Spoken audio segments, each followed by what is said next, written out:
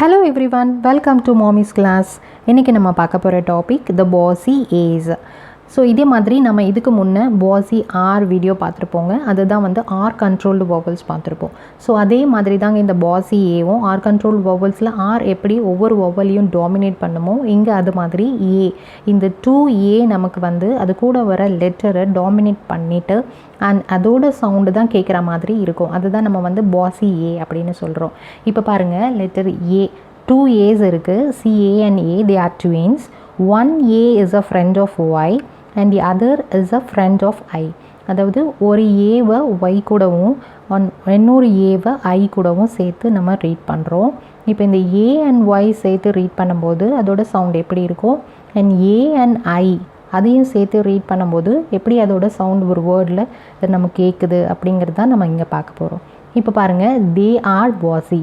அதாவது இந்த 2A இது ரெண்டுமே எப்படி இருக்குன்னா bossy, அது கூட வர லெட்டரை டாமினேட் பண்ணிவிட்டு அதோட சவுண்டு தான் கேட்குற மாதிரி இருக்கும். அதுதான் நம்ம வந்து பாஸின்னு சொல்லுவோம்.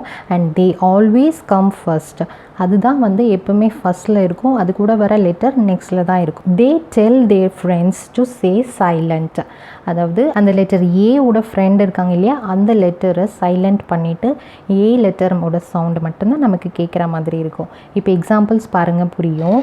இங்கே பாருங்கள், ரெயின். இப்போ ஏ அண்ட் ஐ சேர்ந்து வரும்போது இதை ரீட் பண்ணும்போது ஏ சவுண்ட் தான் நமக்கு கேட்கும்.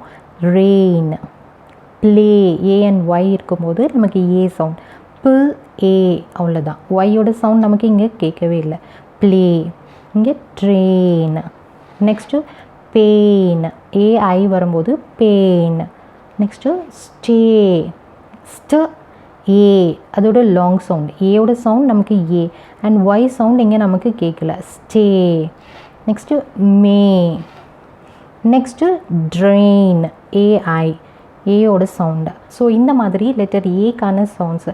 லெட்டர் ஏ எந்த லெட்டர் கூட சேர்ந்து வரும்போது அதோட சவுண்டு மட்டும் கேட்குது அப்படின்னா ஒய் அண்ட் ஐ இந்த 2 காம்பினேஷன் கூட ஏ வரும்போது அந்த சவுண்டை நம்ம ஏல தான் ரீட் பண்ணுவோம்.